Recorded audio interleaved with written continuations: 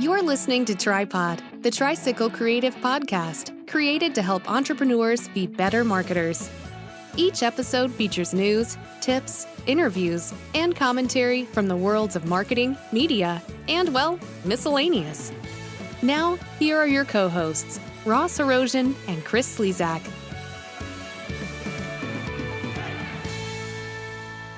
Howdy! Thanks for tuning in to this Keep Peddling interview series. This is a series that I do on the Tripod Podcast, talking to fellow business owners and creatives to really just talk about and learn their story. And I think there's a lot of value there for you, the entrepreneur, small business owner, aspiring marketer, someone who wants to grow their skills. There's always a lot to be learned from hearing from others and collaboration. And I'm a big believer in that. And that is why we have this Keep Peddling series. On this episode, we're talking with Jamie Steele of Tidy Your Time. And she's amazing. She focuses and works with anyone, small businesses, entrepreneurs, solopreneurs, corporations, to help them better kind of get a handle on their time and technology. And I love that story. You know, if you're a listener to this podcast or a regular listener, you know I love productivity. And that is Jamie's that's her game. We talk about a number of things, and I'm really excited to bring this to you. We're going to talk about, obviously, Tidy Your Time, what they do. We're going to talk about some of her favorite productivity systems. I'm really psyched about that. We're going to talk about tailoring productivity systems so that they work for you. We're going to talk about that your task list is never done and what to do about that, how to deal with that kind of anxiety, or to kind of move past this idea that your task list is something that needs to always be done. We're also going to be talking about tips for distractions, so how to reduce those so you can actually get stuff done. And we're going to talk about the most common issues that she encounters when she takes on clients and works with them for productivity. So without further ado, I am excited to bring you Jamie Steele, Tidy Your Time. On we go.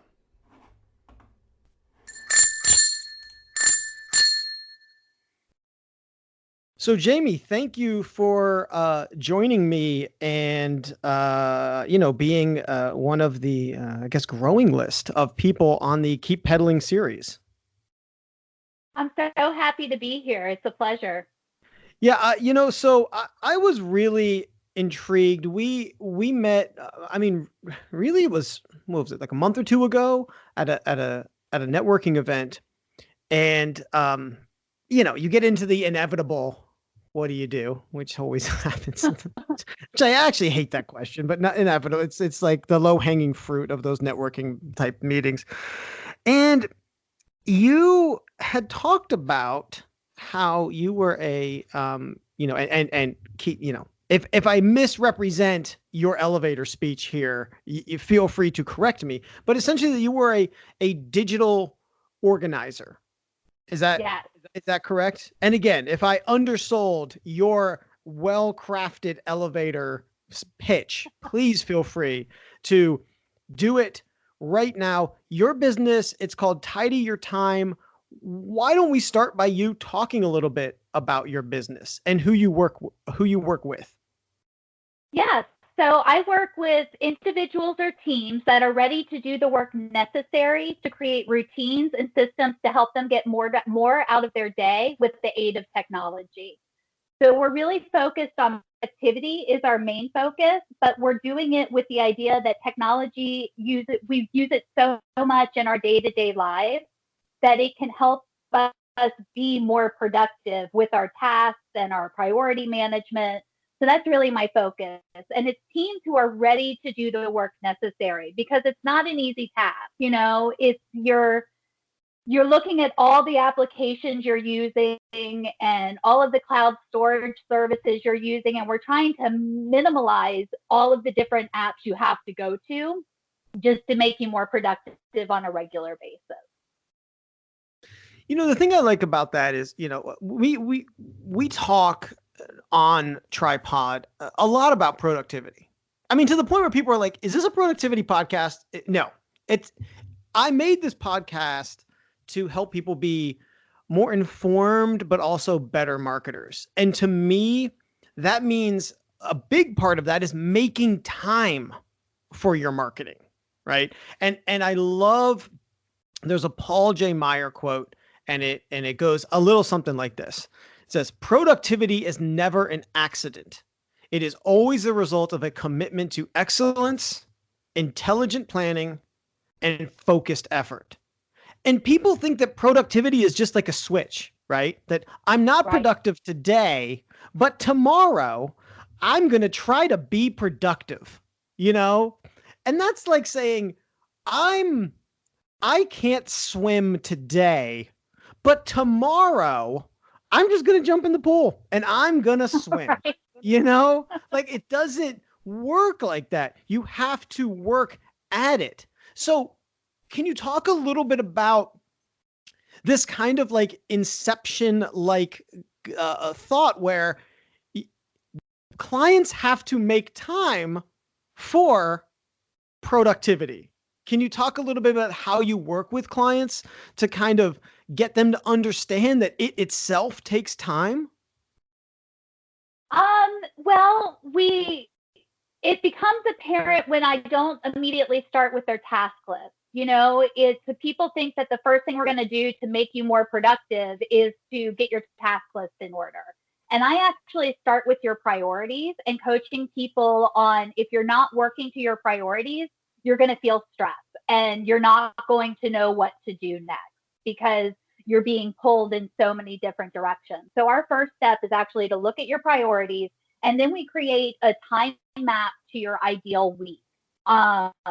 What you would do on an average day to keep yourself productive. And when they really realize it's not a quick fix, when they're trying to map out all that they're doing. So once we get that time map to the ideal week, where maybe they're theming their days or they're time blocking, we really start to work on your task management then. And this is probably at least two sessions when we finally get to the task management. So it becomes apparent real quick that it's not a quick fix and there is planning involved. And the more that we plan, the more productive we can be because it lessens the decisions we have to make. One of the things that really revs down productivity is that we have all of these things floating around that we have to get done, and we become so overwhelmed we can't decide what the next step is. So when you've planned, you have the next step in front of you and you don't have to think about it too much. Are you a getting things done disciple, I suppose? I don't know if that's the proper word to say. Yeah, I wouldn't say I'm a disciple. It's part of when I first started my journey with productivity, it was the book that and the not theory. I can't think of the word I want to use. I think maybe concept. System system. Yeah, it was a system that really worked well for me. I had to tweak it because not one system works the same for everybody. So I knew what David Allen's, that's the author of the Getting Things Done system, and he has a very specific way his workflow works, and that's great, but it's not going to be the same for me as it is for you. So tweaking some of his ideas on what sort of lists you should have going or categories you should have going, we can make those work for us and not be a one-size-fits-all system. Do you think that's a big reason why people and business owners and entrepreneurs abandon even the attempt to, again, use air quote, to be more productive, because they look at these systems and then like that particular system doesn't work for them? Do you find that a lot? Do you have clients who have tried and failed at systems and therefore abandoned even the concept because they feel like it's hopeless? Yes, absolutely. And there's two things to that. is people don't give systems long enough. So they feel like if they don't work within the first 2 weeks, that is never going to work for them. So I recommend to people that you try and stick with the system for at least a quarter, for 3 months, and tweak it as you need it to be tweaked. And if you can't do that, then it's time to reach out for help. One of the Geraldine Thomas, who is a professional organizer, she's been in the business for years. She has something called the eyes of a stranger. And when the eyes of a stranger look at your problems and what you're not doing to rev up your productivity, they can see things that are missing. So, for example, one thing that with technology that I deal with is people are not naming their files as they're downloading them, so they can't find them later. So and it seems, but most people won't notice that. They won't realize that that's what the main issue is. So with the eyes of a stranger coming in, you're like, oh, well, if we name this to something searchable and put it where it belongs, you're going to be more productive. And it's little things. It's the little things that we do that people want to skip over that are what are actually making us more productive.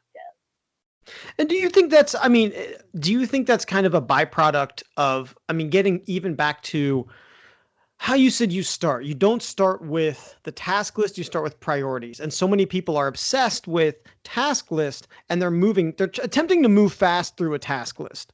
And so by moving fast, they're kind of, they're being sloppy, right? And whether it's not intentional sloppiness, it's just that's how you move. You attempt to move through this ever-growing monster of a to-do list because I got to get this done. I got to get this done. I got to get this done. This idea and almost the panic, if you will, of getting this thing checked off to get to the next thing. Do you think that's a byproduct of just, I'll call it unintentional sloppiness and the way that digital makes it easy to do that? I do. I think people are, when it comes to task lists, you're right. People are always trying to get the task list done. And another thing I coach on is that your task list is never going to be done. It's a living, breathing document or digital file that is constantly being added to. And if you run out of things to do, I've never heard of anybody running out of things to do because you've always got the house to clean.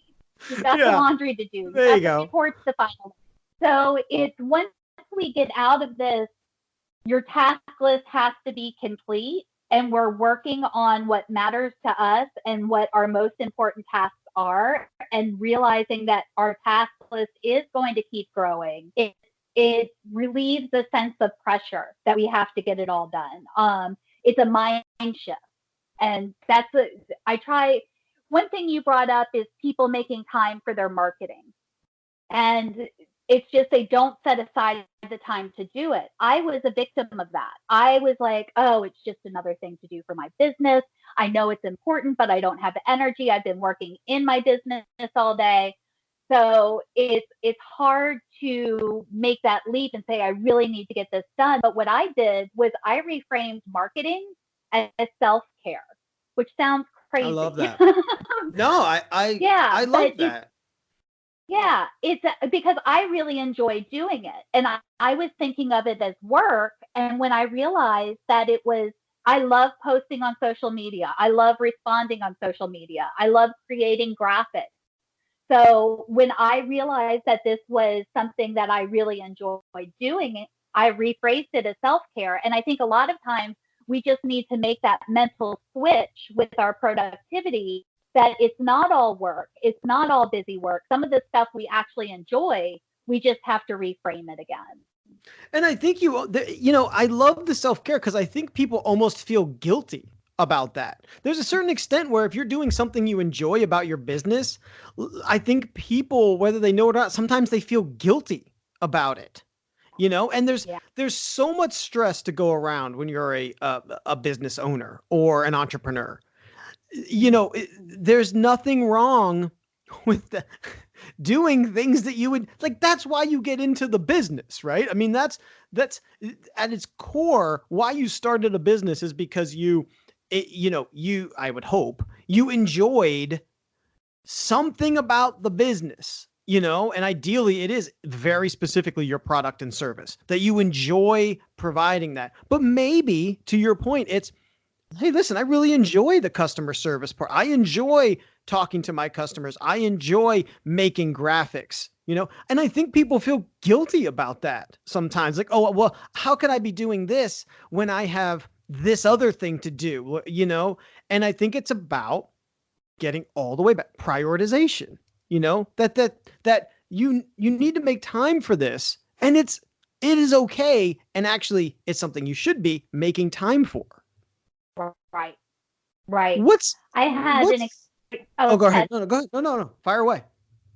I was saying I had an experience not too long ago where I was working from what's causing me the most anxiety. I got kind of behind, and it was everything I could do to keep going. And I would look at my to-do list, be paralyzed because there was so much going on. And then my first instinct was do what's stressing you out the most. And that helped me get through some major projects that I needed to get done. But it's not where we want to be working from. I mean, if you're constantly feeling anxiety about your to-do list and that's what's moving you forward, that's a recipe for disaster. So yeah, like we're saying, is really rephrasing and not feeling guilty about what it is you enjoy doing. Take that as your breaks and your recharging moments, and let yourself enjoy those tasks. Have we already hit on the most common issue that you see with business owners or entrepreneurs when it comes to productivity? Or is there something even we haven't talked about? What's the thing that almost inevitably you walk through the door, you sit down with a client for the first time that you're expecting 90% of the time? People not working in Do Not Disturb is one of the main things. Everybody I work with, it has phone calls that they need to answer. They have clients that may be calling, and they leave their phone in open mode so that people can reach them. And what I'm trying to get people to do is to put not only their phones on Do Not Disturb, but their computers on Do Not Disturb, so they can focus in on their project and make progress in a shorter amount of time.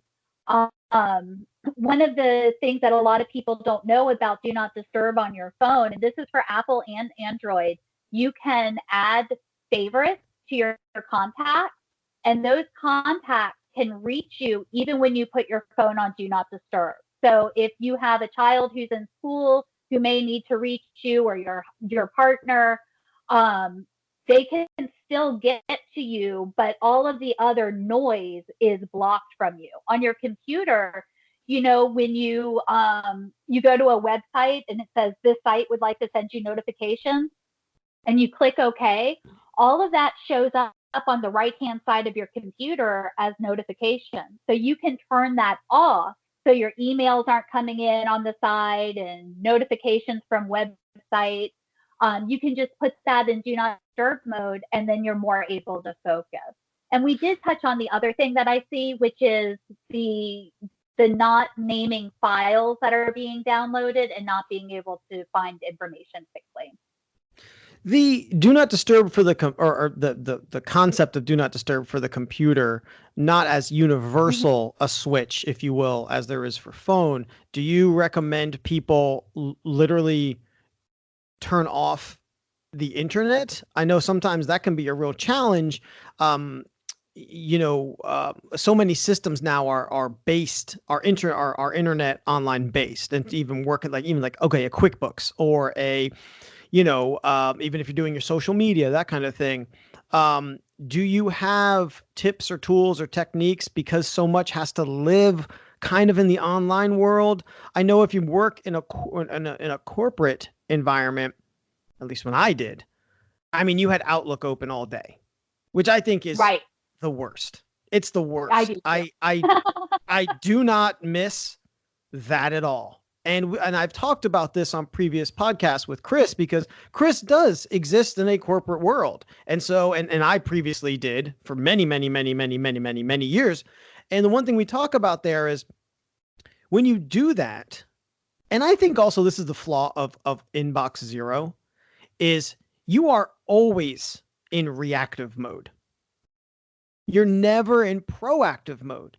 Email comes in. I think if you have your inbox open all day, it's that distraction, like you just talked about. Ding, notification, ding, unread email, the anxiety that comes up. It's like Pavlovian, literally. Right. New email comes in and you're like, and when I was inbox zero, every new email that came in, boom, anxiety. I got to get this out of here to get that, So I used to be an inbox zero person. I am not anymore. But can you talk a little bit about, do you have tips or techniques or even tools for, doing work in an online space, but attempting to minimize the distractions, potentially even from email? Sure. So on your computer, on a Windows computer, if you click the notification panel down on your toolbar, the start bar at the bottom, there's a button called Focus Assist. And you can turn that on so only priority notifications come through, or alarms only. So it doesn't turn off your internet. It's the same thing on a Mac. The button's called something different, and I don't remember what it's called right now. But it doesn't turn off the internet. You can still get emails. Like, you can still have Outlook open and check Outlook. It's just not popping up as a notification anymore. Another thing I use is Focus Me.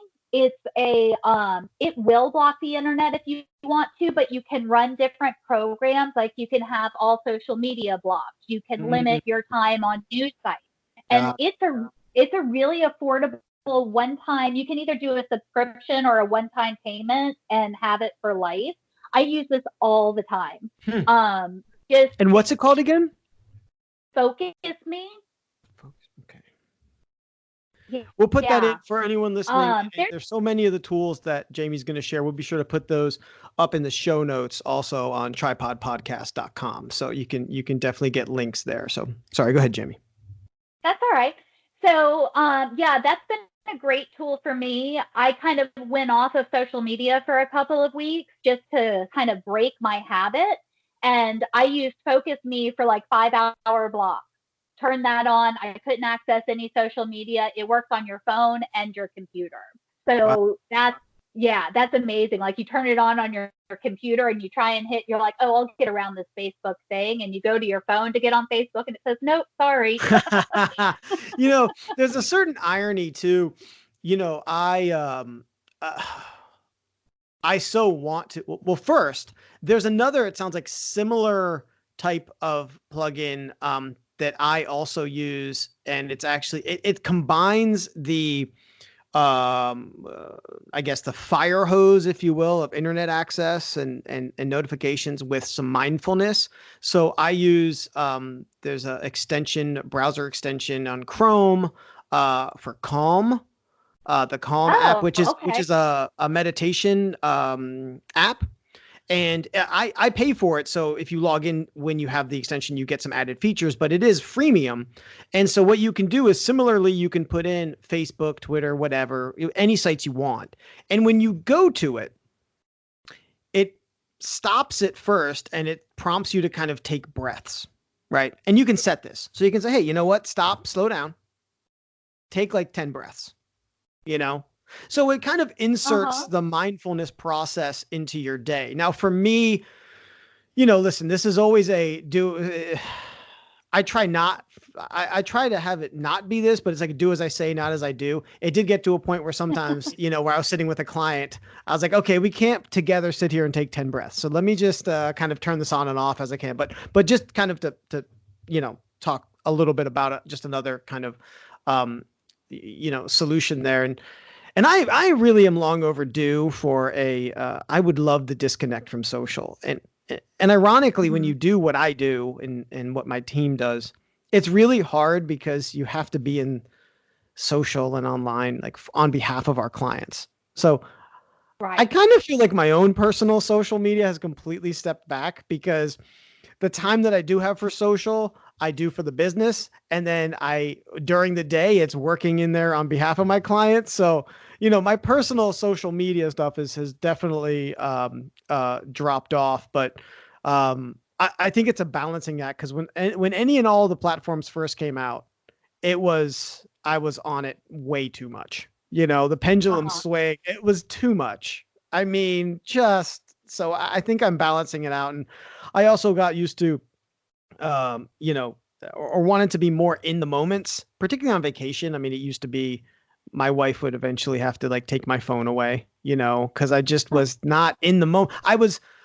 sharing the moment, but I wasn't in it. And so I think that's a when it comes to social media, and probably a topic even for a different discussion, but like how it can really kind of disconnect you. And I think in some ways, again, getting back to your task list can absolutely disconnect you truly from your day to day. And I think truly from the impact that you need to bring, or the influence and impact that you need to bring to your business if you're an entrepreneur or a small business owner. And that gets back to prioritization. You being able to make the best impact with your time. And I kind of call it, and I'm not alone on this, but like, you only got so many calories to spend, only so many brain cells in a day. What are you going to put them towards? Right. So many hours in a day, so much energy to give. And I guess on that note, I kind of wanted to talk about something else, which is a common theme in our Keep Pedaling interviews, and that is transitions, right? Transitions from maybe that a business itself goes through. And now you haven't been doing the organization in a digital realm your entire time as a business owner. You actually started with physical space organization, right? That's correct. Yeah. So that was. So what made you switch? And then like, what did you learn from making that switch? Can you talk a little bit about that? Absolutely. So I did start with space organization. It's funny, my whole plan was to be a productivity consultant and technology consultant as far as productivity goes. And when I joined NAPO, which is National Association of Productivity and Organizing Professionals, I think before, when I joined, productivity wasn't even in the name. So I think I became convinced that space had to be a part of my model to be successful. So it was very interesting, because even my first blog post was called Finding Hidden Time. So I've always been about what can you do when you're making the coffee. I mean, not to overwhelm ourselves with always doing something, but thinking about those little breaks within the day where we could focus on self-care or exercise or just simple tasks like sorting through the mail.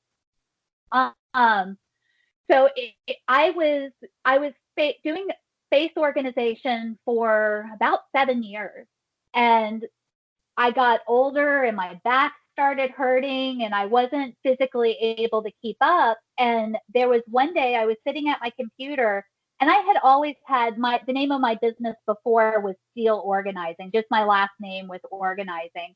And I never liked it. I always felt like I couldn't find the catchy name that I was supposed to have. And it was something that I had settled for. And then one day I'm working at my computer. I don't know what I was working on, but the name Tidy Your Time came into my head. And it was like a lightning bolt. I kind of rolled back from my desk and I was like, that's it. That's it. The aha moment they speak of. Yes.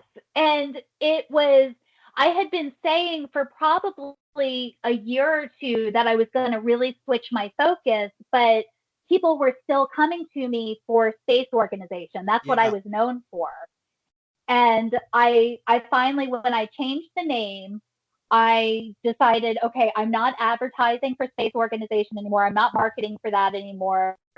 And sure enough, my ideal clients who were interested in productivity and creating digital organizing systems and learning what papers they need to keep, all of that started coming my way. So I want to ask you something based on that. I want to ask you, I think that there's a good amount of small business owners and entrepreneurs out there who fear a switch like that, who fear when the lightning bolt hits them. And the lightning bolt is like, oh, this is very different than what I'm doing, and that the whatever you want to call it, if it's a pivot, if it's a change, or if it's a major overhaul, whatever adjective you choose to assign to that.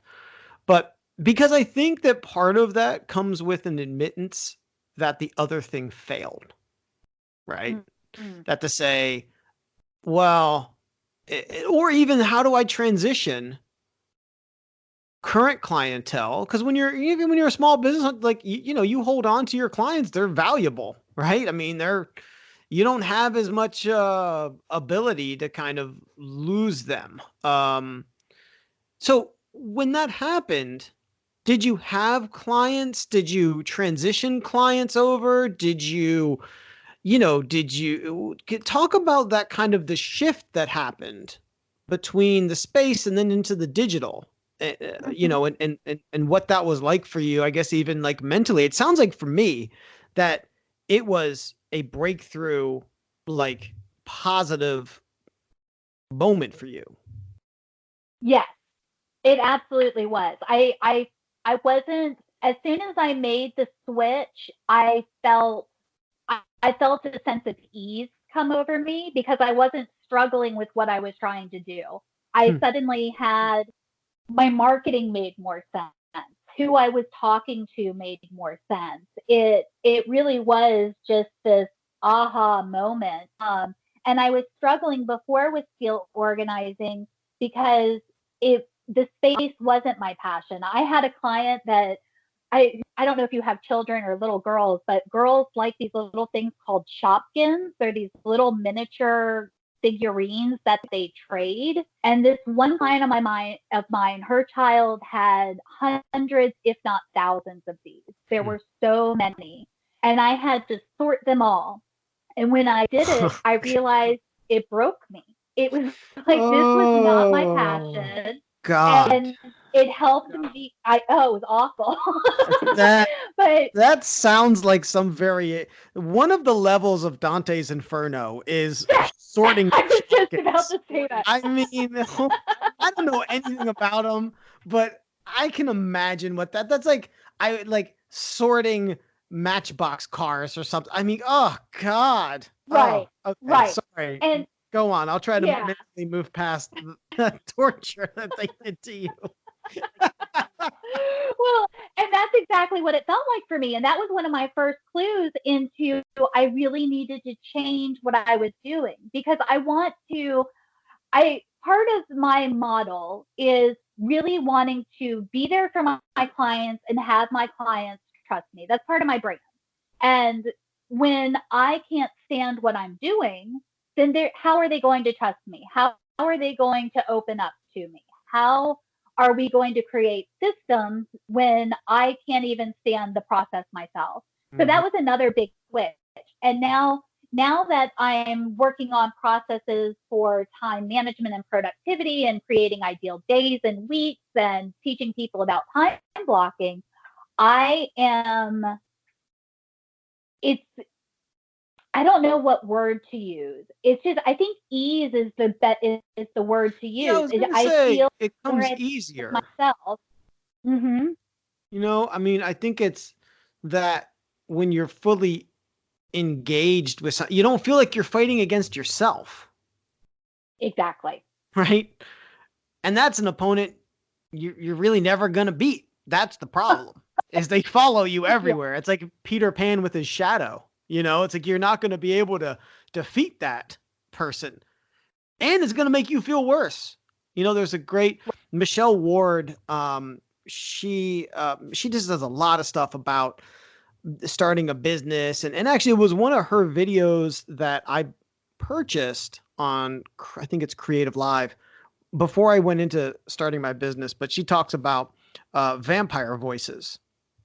And I love that term because it's these like the doubts that you have in your own head, and they kind of creep up behind you and they're on your shoulder, you know, and they're like behind you like a vampire, like creepily, like inserting doubt into your head. And I think when you're doing stuff that you're not fully engaged in, that's always going to be there, you know? And so I think that's an important thing for anyone out there listening. It's like, don't be afraid.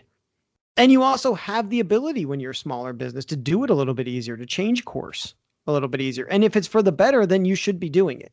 You know, don't just rest on your laurels because that's what you've always done. So, what is some of the worst advice that you see or hear being dispensed in kind of your world? So maybe it's your industry, or maybe it's, advice that people are told by other people when it comes to productivity.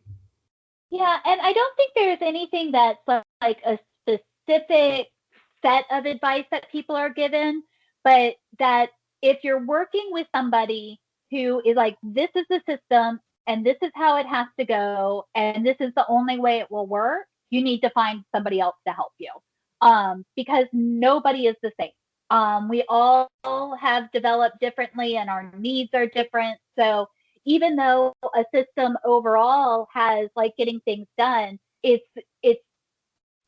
works for a lot of people. It may not work for you, and it is okay to change it. One of my examples of this is when people communicate the system doesn't work for them to higher up, because sometimes like in a corporate setting, you may not have a choice. Like, this is the system, you have to do it this way. If you don't do it this way, you may lose your job. That's out there. So opening the lines of communication to the higher ups allows you to say, okay, this is how I can do this and my performance will be better. Can we look at some way to create this system to suit my needs a little bit more?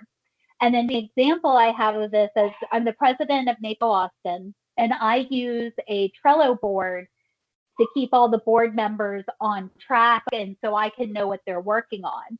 Well, I had one of my board members come to me and she's like, I don't work digitally. I can't do this digitally. She uses a pen and paper.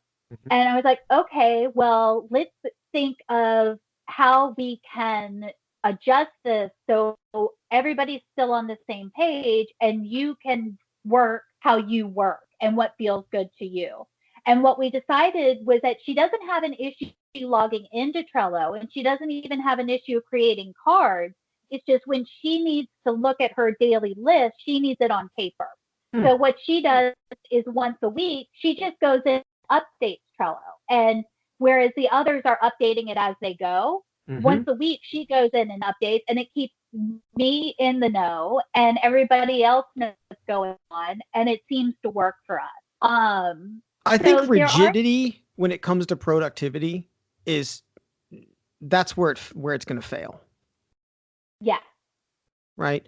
Yeah. And I love that. And on episode, this ties in, like, interestingly enough, on episode 14, Chris and I talk of Tripod. Chris and I talk about faking it till you make it. And one of the kind of side roads, off ramps that we got into in that topic was talking about,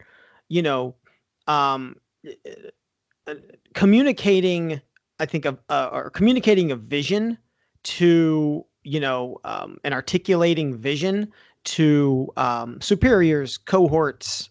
I don't want to say subordinates. It always sounds so, like people who you manage, that kind of thing. But I love the idea of communicating in a positive, productive way in a corporate setting, because I think people feel so trapped inside of the corporate worlds where those systems, those things are incredibly rigid. And honestly, here's why they're rigid. It's because that's always how we've always done it. I guarantee you that a majority of people, if there's a system, they don't know why the system is that way. They have no idea why the system is that way. It's just because that's the way it's been done. And they don't investigate on any ongoing basis. Can this be improved? Is this working for everyone? Because that's a headache, you know? Right. But I think if you It is. come being solutions based, and I love the way you framed it, is to say, this is how I can accomplish this. You know, that you're coming and you're saying, I want to do this. I want to get this done. I'm trying to do this for you. Here are maybe my challenges. Here's how I can do it. Like, framing that conversation, I think, is incredibly healthy. And if you're in a healthy workplace, that should be welcomed. Absolutely. And I think reviewing, you hit a key point where we don't review systems. Like, especially in a larger business, we are doing things because that's the way they've always been done. Where personally, I go through and I review my systems every quarter. Was this working for me? What did work? What didn't work? How can I improve? So I think if companies were looking at their systems, maybe not quarterly, that might be too much, but at least yearly, to say, what can we improve to make us more productive? That would go a long way in getting everybody on the same page and being behind the actual system and completing the steps. Absolutely. And I feel like this is where part of my career was in human resources too. I feel like that's a very healthy role and responsibility to be taken up in a corporate world by a human resources department. Trying to figure out how people work, how they can work better, how they can work smarter, and how they can be, happier. That is definitive human resources. It's not about pushing papers. Like, to me, inside of a healthy, I would even say forward thinking company, inside of HR, there should be someone that has some eyes on productivity and how things work inside of a company. I think that's important. And I think it also ties into culture.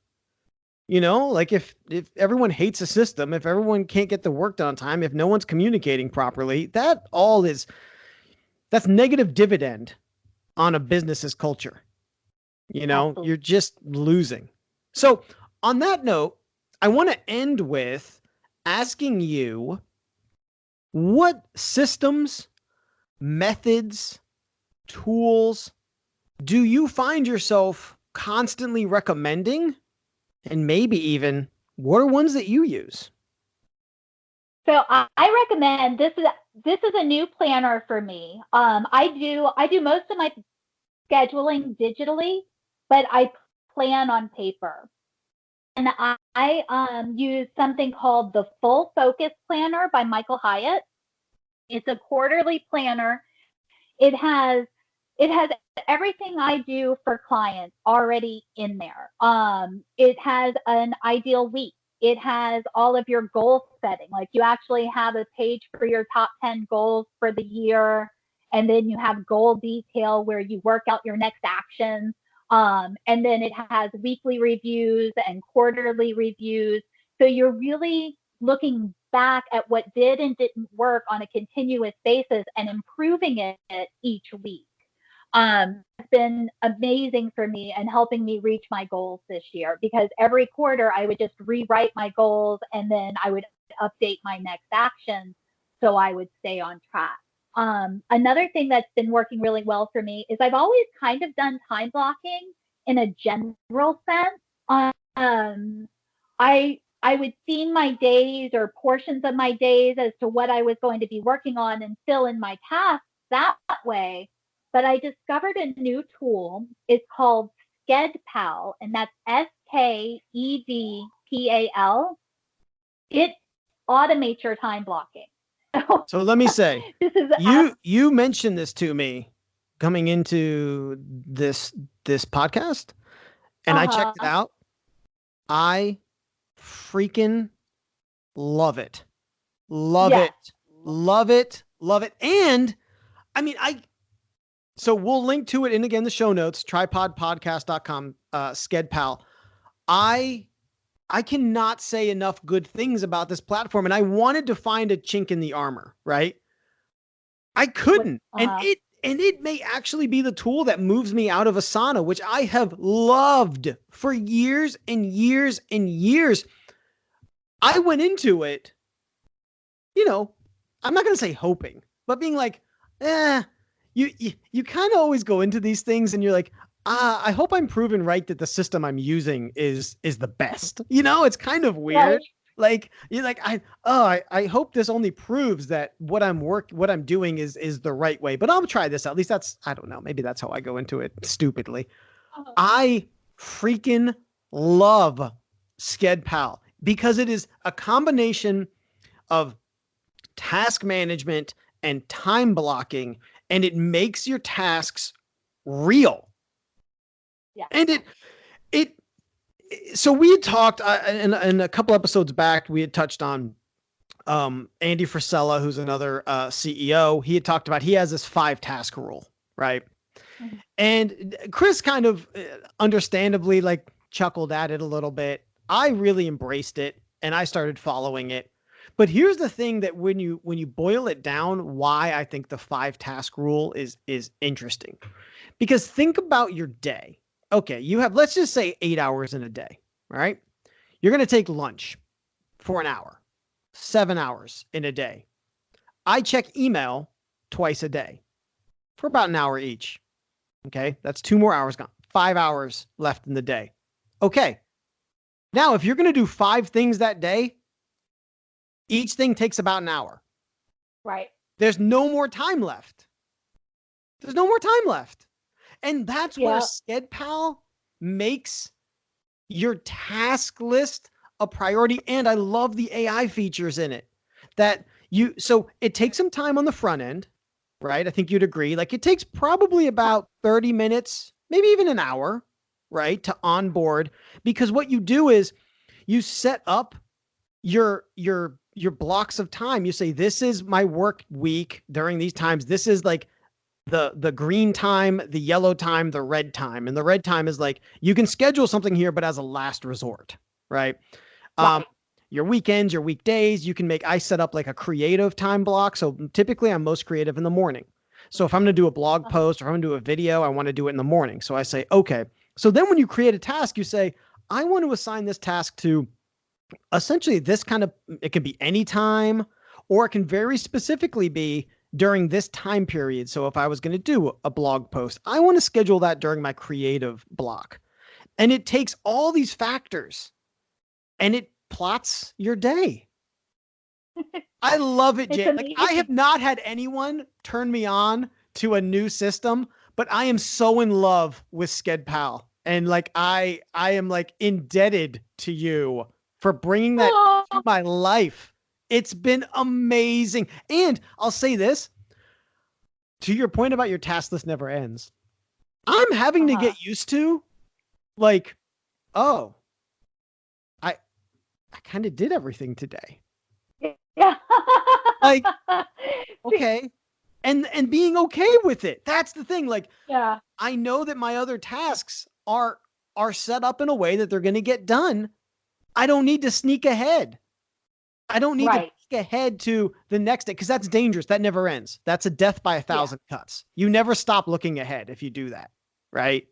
It adds a finality to your day. So I just had to jump in and say, I absolutely freaking love SchedPal. It has a free 14-day trial. I highly, if you're listening to this episode, I highly recommend that you check out SchedPal. So is there anything else, any other systems, methods, tools that you use? Well, let me say real quick, one more thing on SchedPal. It does integrate with Asana. So you may not need to give up Asana. And if anybody is looking for, with a team, is looking for something similar, Time Hero is another tool. It schedules just like SchedPal, but it allows team calendars. So if you're working on a project, it will create Gantt charts for you. It will make sure you're staying on track. It's another really cool tool that I haven't played with. I'm actually doing a demo today of that one. Love that. So what other tools do I use? It's really my planner. Schedule has become a priority for me. The planner has so much in it, that full focus planner, that normally I would be using different tools to accomplish the same thing that my planner is doing now. I do use Outlook for all of my email, and when I get an appointment, I put that directly into my Outlook calendar. Um, I used to use Outlook for task management, but that's all moved over to SchedPal. To do, if anybody is using Outlook, they have a great app now called To Do for task management. It syncs with your Office 365 account or your work account and will bring in your tasks, but it allows you to just focus on today. So it kind of creates this is what we think you should be working on. Doesn't time block it, but gives you a list of things that you should be working on and allows you to not see everything else. So it's a way to focus in on the day. Well, I so appreciate you coming on the show. I've loved this conversation. I will always, I think, love conversation about figuring out ways to work smarter. And you know, the other thing too, recently I put together a productivity toolkit for people. If you're interested in that, it has some of these tools in it also. It's tricycle-creative.com/productivity toolkit. I'll also link to it again in our show notes, tripodpodcast.com. I maybe it's a bit crass, but I do say, because I think this is why I got into productivity is, I worked up through the ranks in my career, and I think I hit a point where I was about to turn the corner, and I'd been past entry level, but mid manager, where it's either shit happens to you or you make shit happen. And for me, I wanted to make shit happen. I wanted to stop having it happen to me, right? I wanted to stop, being reactive, and I wanted to be proactive. And at the end of the day, I think that is why, again, we talk so much about productivity on this podcast, just to bring it all back, is it's about when you're a small business, when you're an entrepreneur, even if you're an employee at a company, it's about being your best self. You spend so much time at work, right? Why not be your best? And I talk about this a lot on the podcast too. It's like, if you start a business and you're not doing it your own way, why even do it? Like, why even do it? Right? I mean, like, if you can't play by your own rules, that's the great thing about being an entrepreneur. And that evolves as businesses grow. Sure, some of that goes away, but at the end of the day, you started a business because you wanted to do something your way, or you were sick of doing it someone else's way, right? Maybe you don't know your way yet, but you didn't like the other way. You didn't like that. You don't want to do that. So that's why we talk about productivity. Now, I want to give one last, I want to definitely give you, Jamie, the opportunity to plug. Now, do you work with people, obviously, Tricycle Creative, we're in Austin. We take clients, mostly local, but we take clients all over the U.S. Do you work with people all over? I do. I will work virtually or in person. I'm hoping to reach as many people as I can, because I think we can all work better and be more productive. And whether you're in Alaska or Zimbabwe, I'm here to help you, or Austin. So where can people go to learn more about you, to contact you? Talk a little bit about that. Sure. I'm on all social media: Facebook, Instagram, Twitter. The best way to get in touch with me is through my website. It's tidyyourtime.com. I have forms that you can reach out to me, a blog that's right this month. We're talking about time blocking. Next month, I think we're talking about holidays. And then in December, we're actually going to start planning our goals. So that's the best way to get more information about me. I'm usually on Facebook. So if anybody reaches out there, that's fine too. But that's really how to get in touch with me, is through my website and Facebook. Awesome. And guys, I really encourage you, check out, if the starting point, which it oftentimes is the blog, please go check out the content that she's created there. If this episode of the podcast didn't motivate you enough and somehow you need more proof that she knows what she's doing, then go read a couple of the blog articles. But I am, again, so appreciative of you taking some time to be part of the Tripod family here in this Keep Pedaling interview series. And I look forward to keeping in touch with you and even just improving my own productivity. So thank you again, Jamie. Really, really appreciate your time. Thank you, Ross. It was so much fun. I appreciate you having me on. Thanks for listening to Tripod. For show notes and bonus content, go to tripodpodcast.com. Connect with Tricycle Creative on Facebook and Instagram at Hello Tricycle. Connect with Ross at Ross Hero. Connect with Chris on Instagram at Ruthless Chris Steakhouse.